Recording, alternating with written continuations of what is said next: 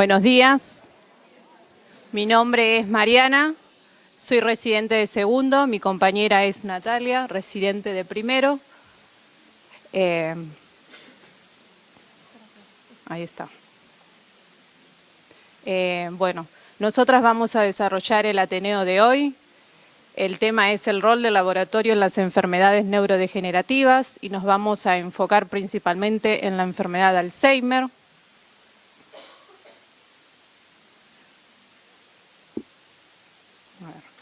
Antes de comenzar con el desarrollo del Ateneo, voy a dar a modo de introducción un breve repaso sobre el sistema nervioso. Como todos ya sabemos, el sistema nervioso se encuentra constituido por una red de tejidos altamente especializados, cuyo componente principal son las neuronas. Su rol fundamental es la de coordinar a las distintas funciones que se desarrollan en el organismo. Esto lo realiza por medio de la transmisión de impulsos eléctricos y por la acción de distintos neurotransmisores. Sabemos que el sistema nervioso se divide en sistema nervioso central, que se encuentra constituido por el encéfalo y la médula espinal. Por otro lado, se encuentra el sistema nervioso periférico, con su porción autónoma y la porción somática. Respecto al sistema nervioso central, en esta imagen lo que vamos a visualizar son las distintas estructuras que conforman al mismo. Nos vamos a centrar en la corteza cerebral, ya que en la enfermedad de Alzheimer esta es una de las zonas que se ve más afectadas y como podemos ver, en ella se rigen funciones importantes como la percepción de los sentidos, el movimiento voluntario, el lenguaje, las emociones y el pensamiento. No es la única zona afectada, también se encuentra afectada la zona del hipocampo y del sistema límbico. No.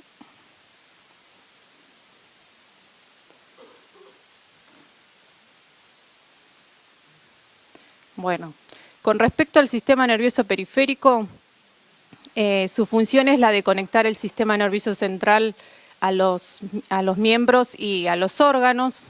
Se divide en sistema nervioso somático, que regula las funciones que son de tipo voluntario o conscientes en el organismo, como por ejemplo el movimiento de un músculo. Por otro lado, también encontramos el sistema nervioso autónomo, que regula funciones que son de tipo involuntaria, como por ejemplo el peritantismo intestinal o el mecanismo de la respiración. Bueno, ya que vimos ese breve repaso, ¿no?, sobre el sistema nervioso, ahora voy a empezar a hablar un poco sobre las enfermedades neurodegenerativas. Se las puede definir como trastornos neurológicos en donde se produce una pérdida progresiva de neuronas. Se puede ver afectadas diferentes áreas del cerebro. Son la consecuencia de anormalidades en el metabolismo de ciertas proteínas que van a intervenir en el ciclo celular y de su posterior acúmulo en el sistema nervioso central. Esto conlleva a una disminución de las distintas funciones. Este tipo de enfermedades lo que generan es un gran impacto no solo en los pacientes, sino también en su familia y en el entorno social. Y sobre todo a las personas que padecen estos tipos de enfermedades, lo que le produce es una disminución de la independencia personal. Bueno, ¿cómo las clasificamos a las enfermedades neurodegenerativas? Podemos decir que es muy complicada, debido a que desde el punto de vista clínico y anatomopatológico se ven solapadas entre sí. Una clasificación más habitual se va a basar en la topografía lesional y o en la presentación clínica de la enfermedad. Y una nueva clasificación mucho más precisa es la que se basa en alteraciones genéticas o moleculares. La clasificación que nosotras vamos a utilizar va a ser aquella que las clasifique según la zona cerebral afectada. Entonces, vamos a tener enfermedades que afectan a la zona cortical, como por ejemplo la enfermedad de Alzheimer, enfermedades que afectan la zona subcortical, como por ejemplo tenemos la demencia vascular, la enfermedad de Huntington, la esclerosis múltiple, entre otras. Y por último vamos a tener enfermedades que van a afectar tanto a la zona cortical como a la subcortical. Un ejemplo de ella es la demencia con cuerpos de Lewy. Bueno, ahora sí voy a empezar a hablar sobre la enfermedad de Alzheimer. Es un tipo de demencia que produce cambios citológicos, histológicos e inmunohistoquímicos que son característicos y que van a ser diferentes a los patrones de envejecimiento normal. Va a producir alteraciones cognitivas como pérdida de la memoria, alteraciones en el lenguaje, alteraciones conductuales. La persona puede presentar ansiedad, depresión, sentir miedo también. Y por otro lado va a producir alteraciones de tipo funcional, en donde la persona va a perder la capacidad de desarrollar tareas habituales como puede ser el vestirse, el higienizarse, entre otras. El médico alemán Alois Alzheimer en 1901 identificó estos primeros síntomas en una paciente de 51 años llamada Auguste Dee, y en el año 1907 publicó los resultados que obtuvo de la anatomía patológica del cerebro de su paciente, y recién en el año 1910 se la denominó enfermedad de Alzheimer a la demencia presenil degenerativa. En cuanto a la epidemiología de la enfermedad, es de incidencia global, es la forma más común de demencia en los ancianos y esto se debe a un aumento en la expectativa de vida de las poblaciones. Actualmente este proceso es mucho más acelerado en países en vías de desarrollo. También afecta con mayor frecuencia a las mujeres. Esto se debe a que tenemos una mayor longevidad que los hombres.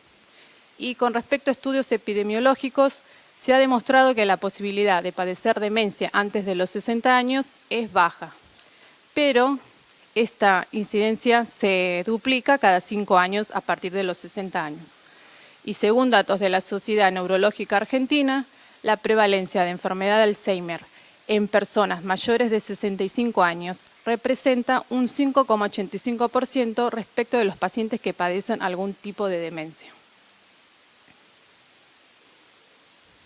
En cuanto a la etiología de la enfermedad, es de tipo heterogénea y multifactorial.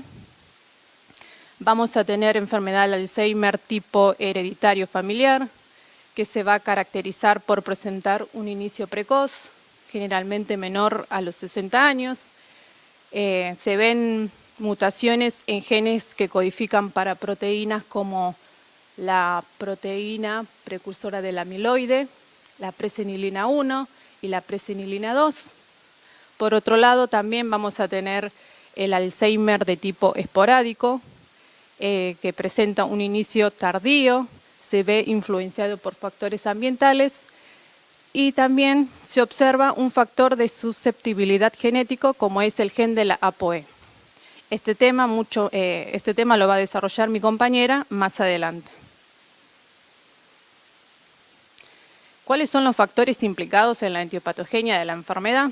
Vamos a tener, por un lado, factores de riesgo como son la edad, el sexo, un bajo nivel educativo, niveles elevados de homocisteína y presentar la variante alélica ApoE de tipo E4. También se van a tener en cuenta antecedentes familiares de depresión, de diabetes, dislipemias o antecedentes personales como aterogénesis, haber padecido algún tipo de trauma cerebral, disfunción hepática o renal, entre otras. Y por otro lado, vamos a tener factores que son de tipo protectores, como es tener un nivel educativo alto, el uso de estrógenos, de antiinflamatorios y presentar la variante alélica de ApoE tipo E2 o E3. ¿Cuáles van a ser los signos de alarma para tener en cuenta? vamos a tener pérdida de la memoria. La persona generalmente lo que pierde primero es la memoria a corto alcance, es incapaz de retener nueva información. También se observan pérdida de los objetos porque no recuerda dónde deja las cosas, pierde la ubicación, la iniciativa. También lo que se va a observar son problemas en el lenguaje. La persona olvida o sustituye los vocablos. Esto va a conducir a una desorientación en tiempo y espacio. Por otro lado, también se van a dar cambios en la personalidad, en el humor, en su conducta. La persona se puede volver agresiva, tener depresión. Esto lo que va a provocarle es dificultad para realizar tareas asignadas. En cuanto a los mecanismos patogénicos de la enfermedad, como todos ya sabemos, son dos los más importantes. Por un lado tenemos a la formación de placas seniles, que están constituidos por depósito de sustancia amiloide. Esta sustancia forma parte de la proteína precursora del amiloide, o PPA, que cumple funciones importantes en la neurona, como los que podemos visualizar, como son la plasticidad neuronal, extensión de las ramas, formación de sinapsis y del esqueleto neuronal, entre otras. Se conocen 8 isoformas de esta proteína. La isoforma de 695 aminoácidos es la que se expresa más abundante en las neuronas.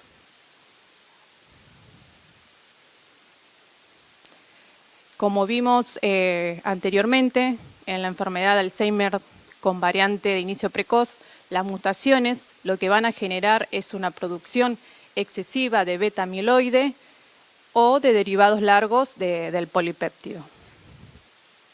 En esta imagen lo que vamos a visualizar es a la proteína PPA, que corresponde a una glicoproteína de membrana. En su interior se encuentra el fragmento de beta-amiloide constituido por 39 a 42 aminoácidos.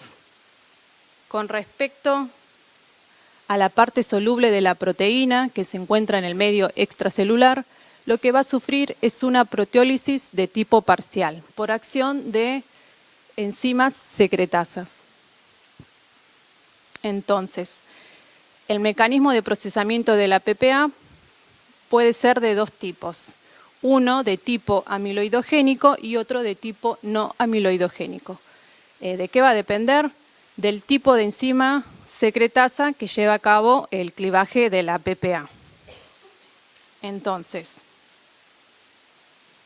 si el clivaje de la PPA lo lleva a cabo la enzima alfa secretasa, el corte se va a realizar en esta parte, se va a formar un fragmento de PPA alfa soluble y por otro lado un fragmento PPA de 83 aminoácidos que posteriormente por acción de la gamma secretasa va a formar un fragmento intracelular llamado P3.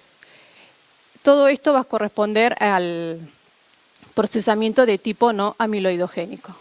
En el procesamiento de tipo amiloidogénico, la que va a realizar el clivaje de la PPA va a ser la beta secretasa.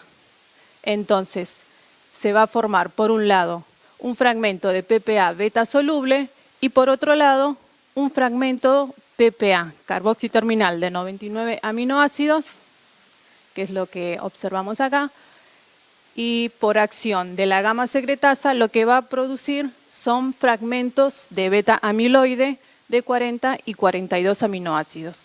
Estos fragmentos posteriormente se van a agregar y van a formar las placas de amiloide. Entonces, ¿qué es lo que va a ocurrir?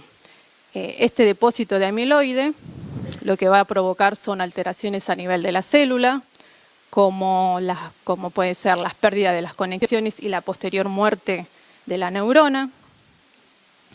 El segundo mecanismo que se conoce es la formación de ovillos neurofibrilares. Es importante recordar que la proteína tau se encuentra normalmente localizada en las dendritas y los axones de las neuronas. Su función es la de unir a los microtúbulos entre sí y por lo tanto estabiliza el citoesqueleto neuronal.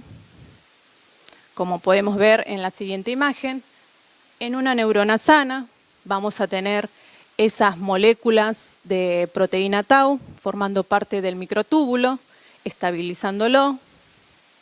Y lo que sucede en la enfermedad de Alzheimer es que esta proteína se va a encontrar anormalmente fosforilada, entonces vamos a tener una neurona enferma. Lo que vamos a observar entonces es que estos microtúbulos no se van a encontrar estabilizados, sino más bien se van a encontrar en desintegración. Por otro lado, esta molécula de proteína tau fosforilada va a pasar a formar ovillos neurofibrilares que van a producir alteraciones a nivel de los microtúbulos, de las propiedades de los microtúbulos, con la consecuente pérdida de la capacidad funcional y bueno, la posterior muerte de las neuronas.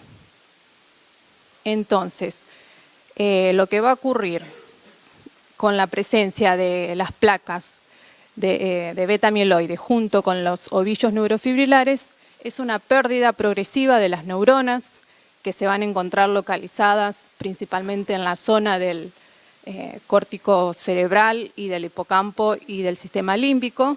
Esto se va a traducir luego en las manifestaciones clínicas que son características de la enfermedad. Y por otro lado vamos a tener otros mecanismos también que se encuentran en estudio o forman parte de hipótesis como son el trastorno del metabolismo energético de la glucosa, trastornos en la regulación del calcio neuronal, entre otras.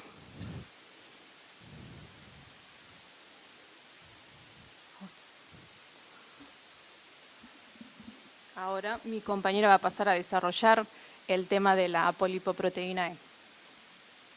Bueno, como dijo Mariana, el principal factor de riesgo en la enfermedad de Alzheimer de tipo esporádica es la presencia del alelo E4-E4. Vamos a ver entonces qué es la apolipoproteína E.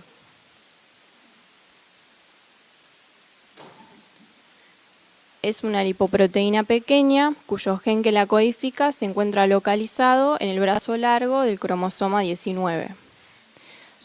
Es producida principalmente en hígado, macrófagos y astrocitos y una de sus principales funciones es la de regular la homeostasis de lípidos. Su polimorfismo determina 3 alelos, E2, E3 y E4. Como podemos ver en la imagen, según la posición en la que ingresen los diferentes aminoácidos, se dará la variante E2 o E4. En la enfermedad de Alzheimer, los alelos que se expresan con mayor frecuencia son E2 y E4. Estudios de asociación genética confirman que el alelo E4 es un factor genético que incrementa el riesgo de padecer la enfermedad. En individuos blancos, el riesgo se ve incrementado según el número de copias del alelo. Como podemos ver, es mayor en aquellos que posean la combinación E4-E4. Se sabe que el genotipo E4 sinergiza con enfermedades como la aterosclerosis o la enfermedad vascular periférica. Vamos a ver entonces en qué consiste el metabolismo cerebral de ApoE y el beta-amiloide. Como podemos ver en la siguiente imagen, ApoE participa en el transporte normal de lípidos desde los astrocitos hacia las neuronas. Lo que hace es formar un complejo junto con el beta-amiloide, de manera que lo internaliza vía receptores que se encuentran en la superficie de la neurona para su degradación lisosomal. A nivel extraneuronal, la enzima degradadora de insulina se encarga de los restos de beta-amiloide oligoméricos. ApoE4 tiene una menor afinidad por el beta-amiloide. En consecuencia, deja mayor cantidad de beta-amiloide libre, el cual puede atravesar barrera hematoencefálica y depositarse en los vasos sanguíneos, dando lugar a la angiopatía cerebral amiloide o formar placas amiloides que son características de la enfermedad de Alzheimer. Vamos a ver entonces cuál es el rol de APOE4 en la patogénesis de la enfermedad. Como dije anteriormente, APOE4 se une menos al beta amiloide. En consecuencia, su depuración se ve disminuida. El beta amiloide en exceso produce atrofia cerebral, toxicidad neuronal y actividad aberrante. Otros metabolismos que también se ven afectados incluyen el metabolismo de la glucosa, las funciones sinápticas, las mitocondriales, vasculares y la neurogénesis. Vamos a ver entonces cómo el Servicio de Neurología realiza el diagnóstico de la enfermedad de Alzheimer. Se basan en criterios operativos estandarizados, incluyen una evaluación clínica junto con evaluación neuropsicológica, psiquiátrica y neuropsicológica. Inicialmente se obtiene una entrevista con el paciente o un informante confiable, junto con un examen físico, evaluación neurocognitiva, exámenes de laboratorio y estudios de neuroimágenes. ¿En qué consiste la evaluación neurocognitiva? En test de detección o screening, dentro de nuestro hospital el Servicio de Neurología utiliza el Mini-Mental State Examination. Lo que permite es una evaluación global de las funciones cognitivas. Como podemos ver en la siguiente tabla, el test consiste en evaluar áreas de orientación, atención y cálculo, memoria y lenguaje. Según el score obtenido, un score menor a 20 puntos sobre 30 orienta al Servicio de Neurología hacia un posible deterioro cognitivo. Respecto de las neuroimágenes, contamos con tomografía axial computarizada y resonancia magnética nuclear, que se utilizan para descartar la presencia de enfermedades vasculares o masas periféricas. Para el diagnóstico de Alzheimer específicamente con la tomografía por emisión de fotón simple o SPECT. Ay, no. Se trabó.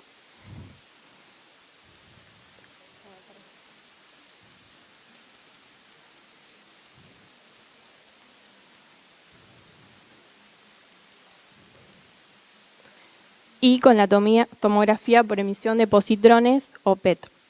Ambas técnicas lo que permiten es un estudio en vivo del paciente al cual se le inyecta un isótopo radioactivo que emite rayos gamma. A partir de estos rayos gamma se puede visualizar la actividad metabólica cerebral. Como podemos ver, la imagen que se encuentra, esta imagen nos muestra una imagen de tipo SPECT en el cual compara un cerebro de un paciente que posee depresión comparado con las afecciones que posee un paciente con enfermedad de Alzheimer. Y en esta imagen lo que podemos ver es cómo se encuentra el consumo metabólico, que decía para evaluar en un paciente normal. Vemos que se presentan con mayor intensidad las áreas coloreadas en rojo, comparándolo con un paciente que posee enfermedad de Alzheimer, donde vemos una disminución en la actividad, que coincide con el área cortical, que dijimos que es la que principalmente se encuentra afectada. Una desventaja de la técnica de PET es que por su elevado costo no todos los pacientes pueden acceder a ella. Veamos entonces con qué diagnóstico, con qué exámenes de laboratorio contamos en el laboratorio para contribuir al diagnóstico de la enfermedad. Contamos con hemograma completo y volumen de sedimentación globular, que se solicita para descartar la existencia de anemias o presencia de infecciones, glucemia, uremia, creatininemia y análisis completo de orina para evaluar el funcionamiento renal, dosajes séricos de TSH y T4 libre con intención de evaluar el funcionamiento del eje tiroideo, ya que sabemos que existen demencias que lo pueden llegar a afectar. Evaluación de ácido fólico, vitamina B12, con intenciones de descartar carencias nutricionales que afecten el metabolismo del sistema nervioso.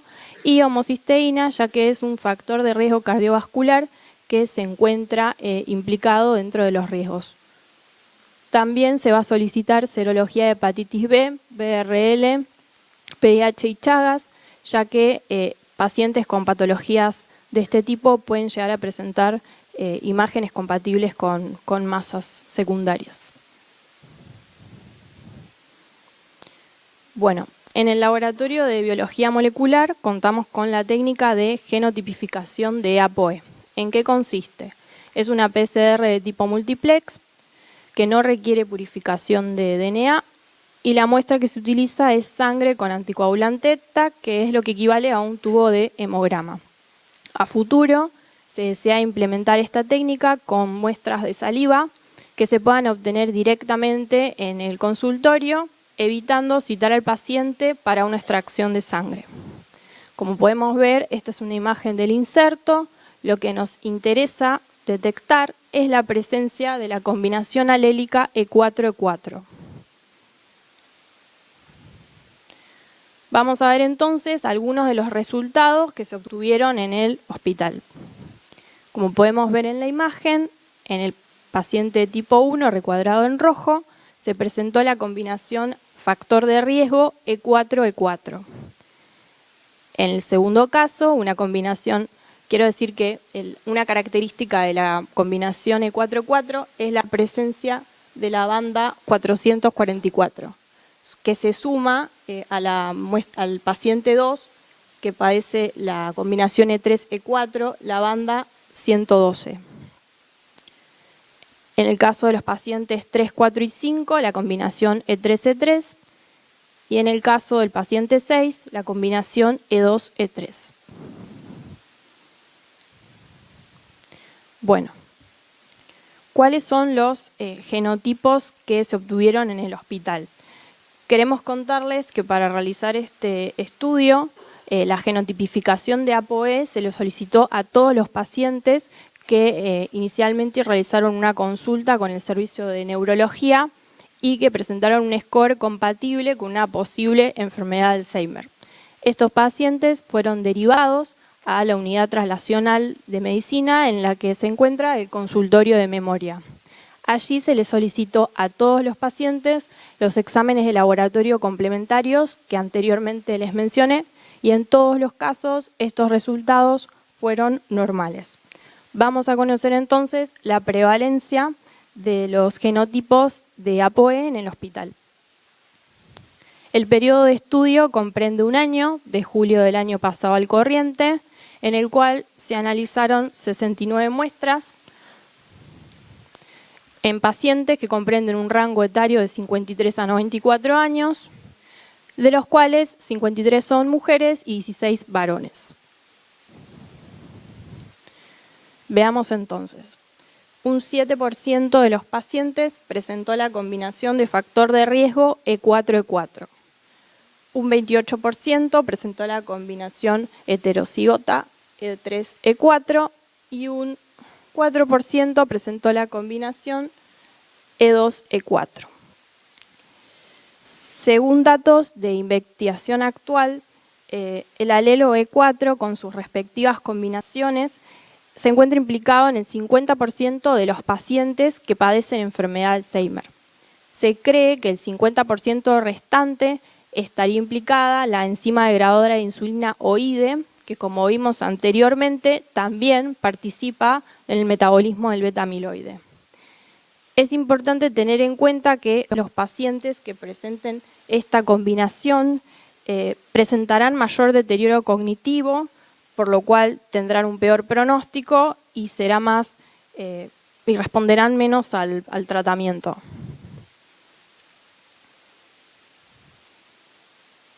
Vamos a ver entonces, vamos a hablar de los biomarcadores, que en nuestro hospital estas técnicas se encuentran en proceso de puesta a punto para dosar beta-amiloide 42, proteína tau y fosfo-tau.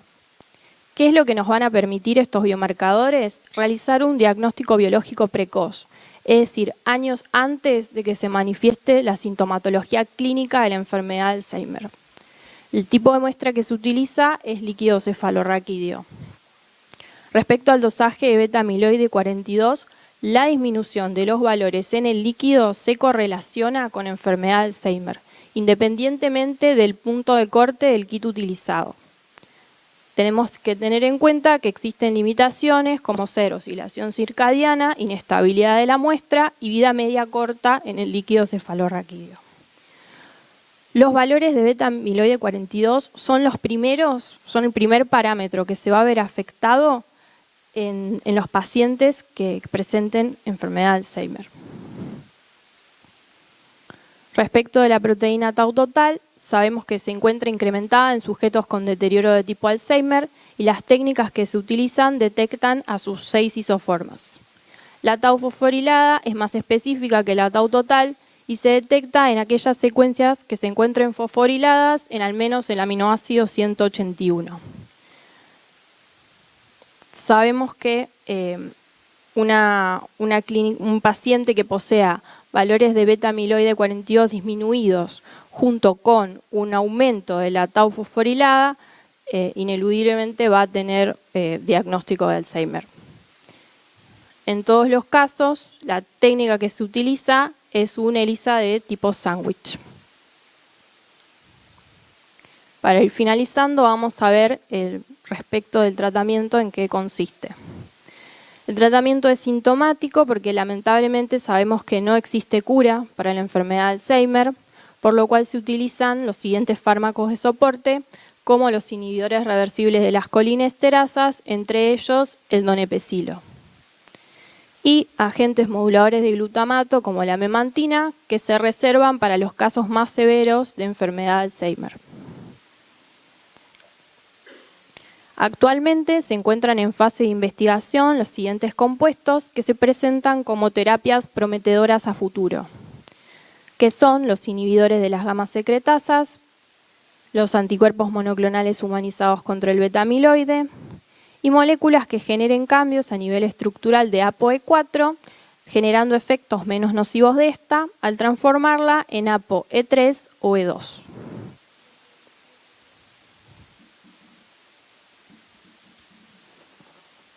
Para ir cerrando el Ateneo, a modo de conclusión, podemos decir que debido al aumento en la expectativa de vida de las personas, en las últimas décadas la prevalencia de las enfermedades neurodegenerativas se encuentra incrementada. Respecto a la enfermedad de Alzheimer, es de tipo multifactorial y tiene un gran impacto en la calidad de vida de los pacientes y también afecta a la familia y al entorno social. Las técnicas de imagen molecular tipo SPECT y PET han revolucionado el diagnóstico de la enfermedad, ya que pueden confirmar el depósito de placas de beta-amiloide y ofrecen además un estudio en vivo de los pacientes. Recordemos que hace unos años atrás el diagnóstico definitivo de la enfermedad se realizaba por medio de estudios de anatomía patológica del cerebro de la persona fallecida.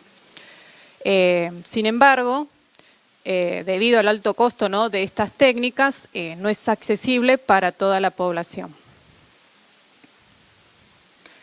Respecto al laboratorio, cumple un rol muy importante en el diagnóstico de la enfermedad de Alzheimer, tanto para descartar a otras patologías que se puedan ver solapadas, como también establecer factores de riesgo genéticos, como el ApoE, la determinación, ¿no?, del ApoE4, o también detectar precozmente a biomarcadores de la enfermedad, como los que mencionó Natalia anteriormente. Y bueno, sabemos que no existe una cura para la enfermedad, pero se están desarrollando terapias que son prometedoras y que van a apuntar a realizar tratamientos precoces y dirigidos. Y por último, una mayor comprensión en la patogenia molecular de la enfermedad podría conducir al desarrollo de mejoras en el diagnóstico y en las estrategias terapéuticas. Esta es la bibliografía consultada. Agradecemos al Servicio de Neurología del Hospital Eva Perón, a la Unidad de Medicina Translacional Consultorio de Memoria, al Laboratorio de Biología Molecular, a nuestra instructora de residentes, a todo el personal del laboratorio, Acá vemos un poco, ¿no?, de las personas que formaron parte de este Ateneo. Y por último, muchas gracias por su atención.